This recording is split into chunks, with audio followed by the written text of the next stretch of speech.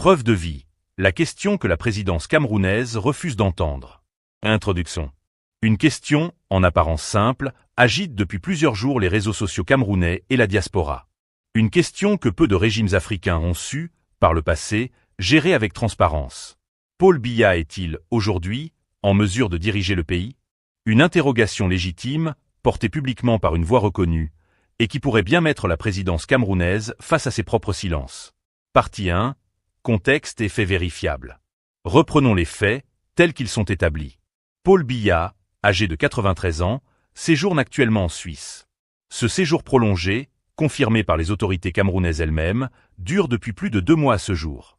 Durant cette période, aucune apparition publique récente, aucune image ou vidéo actualisée du chef de l'État n'a été diffusée par les canaux officiels. C'est dans ce contexte qu'un avocat inscrit au barreau de Paris, Beaumont Timban, a publié sur Facebook une prise de position appelant à ce que des preuves de vie du président soient rendues publiques. Cette publication a rapidement circulé, relayée massivement par une partie de l'opinion camerounaise et de la diaspora. Selon la publication de Timban, la démarche ne consiste ni à annoncer, ni à souhaiter quoi que ce soit concernant l'état de santé du président. L'auteur le précise lui-même explicitement. Il s'agirait, selon ses propres mots, d'une demande de transparence, que la présidence dissipe le flou entourant la situation exacte du chef de l'État. Ce n'est pas la première fois, sur le continent africain, qu'une telle situation se présente. En 2009, le président gabonais Omar Bongo était hospitalisé, puis décédé en Espagne, un fait confirmé a posteriori. Pourtant, dans les jours précédant l'annonce officielle, le porte-parole de la présidence gabonaise avait publiquement démenti les informations relayées par la presse française, avant que les faits ne viennent contredire ce démenti. Ce précédent, aujourd'hui largement documenté, est directement évoqué par Timban dans son argumentaire. Un rappel historique qui, à lui seul, ne prouve rien sur la situation camerounaise actuelle, mais qui nourrit, chez certains observateurs, une vigilance renforcée face au silence institutionnel. Partie 2. Le conflit, les tensions. D'un côté, les partisans de cette demande de transparence estiment qu'il s'agit d'une exigence républicaine élémentaire. Selon eux, un chef d'État, quel que soit son âge ou son état de santé, doit à son peuple une communication claire sur sa capacité à exercer ses fonctions. D'autant plus dans un pays où aucun vice-président n'a, à ce jour, été formellement désigné pour assurer une éventuelle transition. De l'autre côté, certains estiment que cette focalisation sur la santé du président relève d'une intrusion excessive dans la sphère privée d'un homme d'État, ou d'une instrumentalisation politique de son absence, à des fins qui dépasseraient la simple exigence de transparence.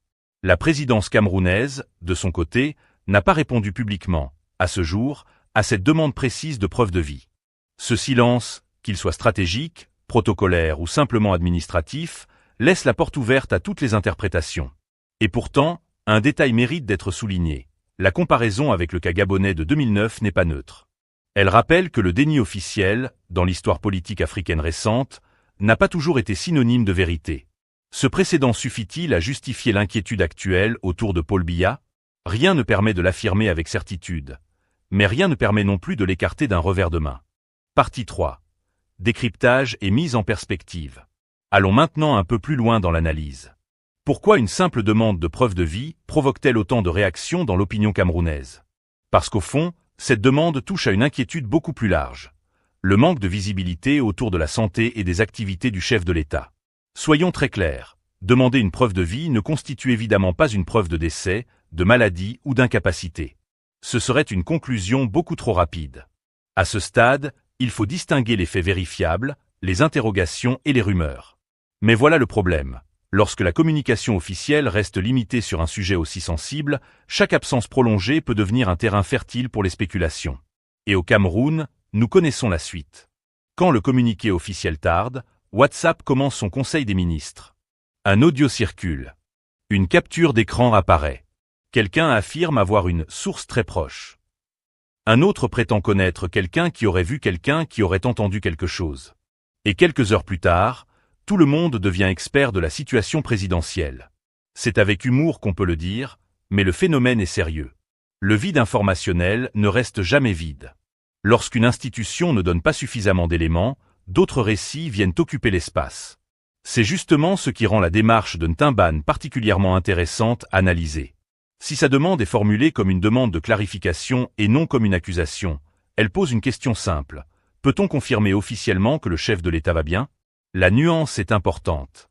Dire « il s'est passé quelque chose », serait une affirmation qui nécessiterait des preuves. Demander « Pouvez-vous confirmer la situation ?» relève davantage de l'interrogation. Et cette distinction est essentielle dans une période où les réseaux sociaux peuvent transformer une simple rumeur en véritable tempête médiatique. Mais il faut également éviter un autre piège, confondre silence et confirmation. Le silence de la présidence ne signifie pas automatiquement que les rumeurs sont vraies. De la même manière, une rumeur très largement partagée ne devient pas une information officielle simplement parce qu'elle est devenue virale. Au Cameroun, parfois, un message WhatsApp transféré 50 fois commence à être traité comme un décret présidentiel. Pourtant, la réalité est beaucoup plus simple. Une information doit être vérifiée. Et c'est là que se trouve l'un des grands défis de la communication politique actuelle.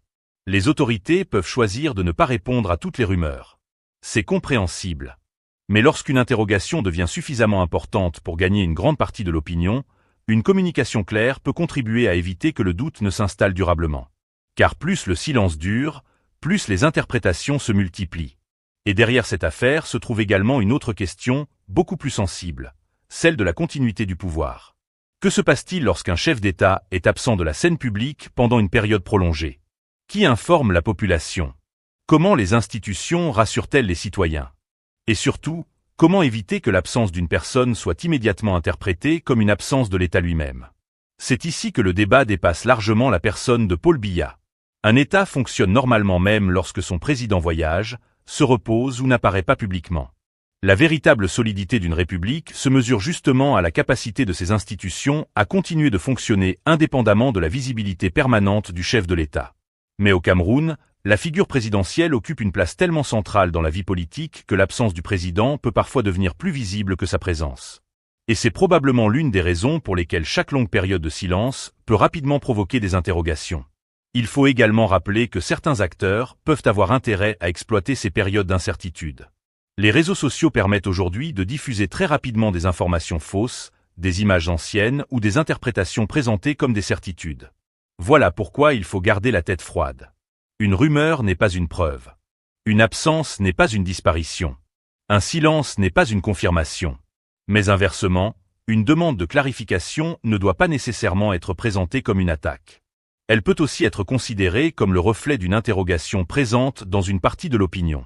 Alors, la présidence répondra-t-elle? Communiquera-t-elle davantage dans les prochains jours? Ou choisira-t-elle simplement de laisser cette polémique s'éteindre d'elle-même? Pour l'instant, impossible de le savoir avec certitude. Mais une chose est déjà évidente. Cette affaire révèle un problème de confiance et de communication qui dépasse largement la simple question d'une preuve de vie. Parce qu'au fond, beaucoup de Camerounais ne demandent peut-être pas seulement à voir une image du président. Ils veulent surtout savoir que l'État fonctionne, que les institutions sont en place et que la continuité du pouvoir ne dépend pas d'une photo publiée sur les réseaux sociaux. Et ça, mes chers amis, c'est probablement le véritable sujet derrière toute cette agitation. Car au Cameroun, lorsqu'une institution garde le silence, ce ne sont pas seulement les journalistes qui commencent à poser des questions. Même les groupes WhatsApp commencent à tenir leurs propres conférences de presse. Et c'est justement cette culture du silence, des non-dits et des interprétations que nous allons maintenant examiner dans la partie 4. Analyse satirique des pratiques. Partie 4. Analyse satirique des pratiques. Il y a quelque chose d'assez particulier dans la communication politique chez nous. Quand un chef d'État devient silencieux, le silence lui-même finit par devenir une information. Et au Cameroun, nous sommes presque devenus experts dans cette discipline. Acte 1. Le silence institutionnel. On ne dit rien. On attend. On observe. Acte 2. Les premières interrogations apparaissent. Mais le président est où? Pourquoi on ne le voit plus? Quelqu'un a des nouvelles. Acte 3. Les réseaux sociaux entrent en scène. Et là, mes chers amis, ça devient le championnat national de la source proche du dossier. Quelqu'un affirme connaître quelqu'un qui travaille dans une institution. Un autre dit avoir reçu un audio. Un troisième publie une photo qui date peut-être de plusieurs mois. Un quatrième arrive avec une information exclusive, qu'il aurait lui-même reçue d'un ami dont on ne connaît évidemment jamais le nom. Et pendant ce temps, le citoyen ordinaire regarde tout ça et se demande. Finalement, qui dit vrai ici? C'est précisément dans ce genre de situation que la communication officielle devient importante. Parce que lorsqu'une institution communique, elle ne fait pas nécessairement disparaître les interrogations. Elle peut simplement laisser un espace que d'autres vont rapidement remplir. Et cet espace, au Cameroun, ne reste jamais vide.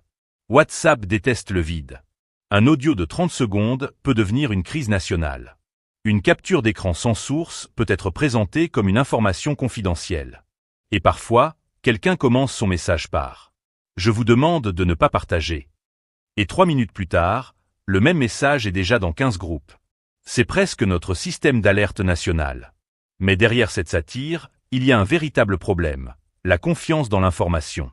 Le silence peut-il réellement rassurer? C'est toute la question. Lorsqu'une rumeur circule, les autorités peuvent décider de ne pas lui donner de crédit en refusant de répondre. C'est une stratégie possible. Mais elle comporte un risque. Plus le silence se prolonge, plus certains peuvent interpréter ce silence comme quelque chose de mystérieux. Et c'est là que le paradoxe apparaît. On peut vouloir éviter d'alimenter une rumeur. Mais en ne disant rien, on peut parfois contribuer involontairement à son expansion. Imaginez quelqu'un qui demande « Est-ce que tout va bien ?» et qu'on lui réponde par 3 jours de silence. Évidemment, il va commencer à réfléchir. Puis son voisin va réfléchir. Puis le quartier va réfléchir. Et avant même que la présidence ait eu le temps de réfléchir à son communiqué, Facebook a déjà organisé un débat contradictoire. Mais il faut immédiatement apporter une précision essentielle. Le silence ne constitue pas une preuve. Il ne permet pas d'affirmer qu'un problème existe. De la même manière, une avalanche de publications sur les réseaux sociaux ne transforme pas une rumeur en vérité. C'est là que le public doit faire preuve de prudence. Une simple image pourrait-elle suffire? C'est justement l'un des éléments les plus ironiques de cette affaire. Dans notre époque numérique, une simple image peut faire le tour du monde en quelques minutes. Une photo récente. Une courte vidéo. Quelques mots. Et voilà que beaucoup d'interrogations peuvent disparaître.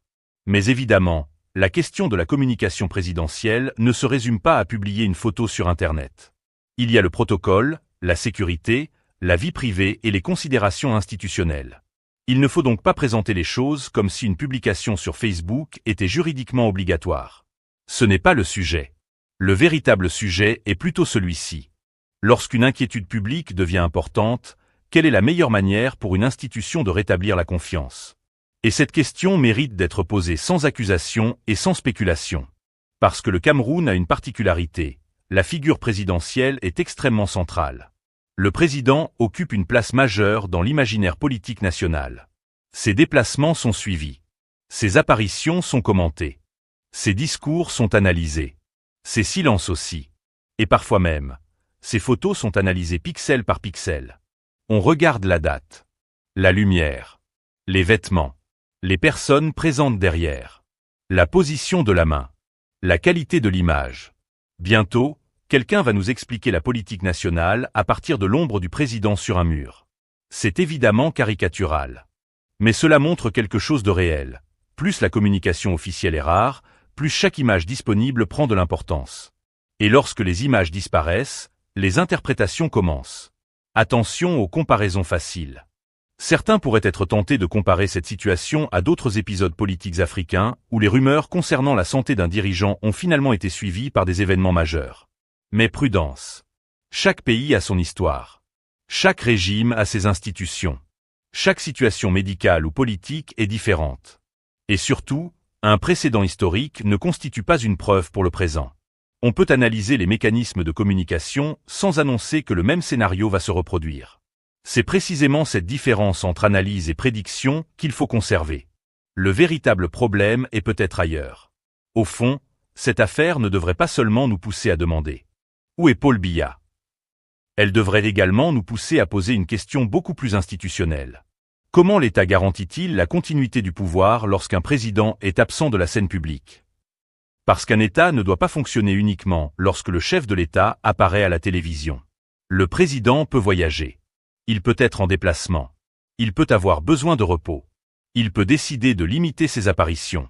Mais les institutions doivent continuer à fonctionner. Et surtout, la population doit savoir que l'absence temporaire d'un dirigeant ne signifie pas l'absence de l'État. Voilà pourquoi cette affaire dépasse largement une simple question de photo ou de vidéo. Elle touche à la confiance institutionnelle. Et c'est ici que la satire camerounaise trouve toute sa place. Parce que nous avons développé une méthode bien particulière pour gérer l'incertitude. Quand nous ne savons pas, nous demandons à quelqu'un qui prétend savoir. Quand il ne sait pas non plus, il connaît quelqu'un qui saurait. Et quand personne ne sait, on crée un groupe WhatsApp. Et dans ce groupe, il y aura toujours un expert. Il aura probablement un profil sans photo. Il écrira « Mes sources sont formelles ». Puis il disparaîtra. Et demain, une autre information remplacera la première. Voilà pourquoi le citoyen doit apprendre à faire quelque chose de très simple, mais extrêmement difficile à l'ère des réseaux sociaux. Attendre la vérification. Conclusion. Alors, que pouvons-nous réellement retenir de cette affaire? Avec certitude, nous savons qu'une demande publique de preuve de vie concernant le président Paul Biya a été formulée et qu'elle intervient dans un contexte où son absence de la scène publique alimente des interrogations. Mais nous ne devons pas aller au-delà des faits établis. Une demande de preuve de vie n'est pas une preuve de décès. Une absence publique n'est pas une preuve d'incapacité. Une rumeur virale n'est pas une information officielle. Et le silence de la présidence ne permet pas, à lui seul, de confirmer les spéculations qui circulent. Ce que cette situation révèle surtout, c'est une question de communication. Lorsque les institutions communiquent peu, l'opinion cherche ailleurs. Et lorsqu'elle cherche ailleurs, elle peut tomber sur le meilleur comme sur le pire. Alors, la question est désormais entre vos mains. Pensez-vous que la présidence camerounaise devrait communiquer davantage sur l'état de santé du chef de l'État lorsqu'une inquiétude publique s'installe? Ou considérez-vous que cette question relève avant tout de la vie privée et de la discrétion institutionnelle? Dites-nous votre opinion dans les commentaires. Et surtout, ne relayez pas une information simplement parce qu'elle vient d'un ami, d'un groupe WhatsApp ou d'une prétendue source très proche. Vérifiez d'abord. Parce qu'en politique, parfois, celui qui parle le plus fort n'est pas forcément celui qui détient la vérité. Si vous appréciez nos décryptages, abonnez-vous à Kame News, activez la cloche et partagez cette vidéo. Et pour ceux qui veulent apprendre à distinguer les faits vérifiés, les manipulations et les spéculations dans l'actualité politique camerounaise, notre guide « Décrypter l'actu politique camerounaise sans se faire manipuler » est disponible via le lien en description. Ici, nous posons les questions, nous analysons les faits et nous gardons notre indépendance. Parce qu'au Cameroun, même quand WhatsApp convoque son conseil des ministres à 6 heures du matin, Kame News garde quand même la tête froide.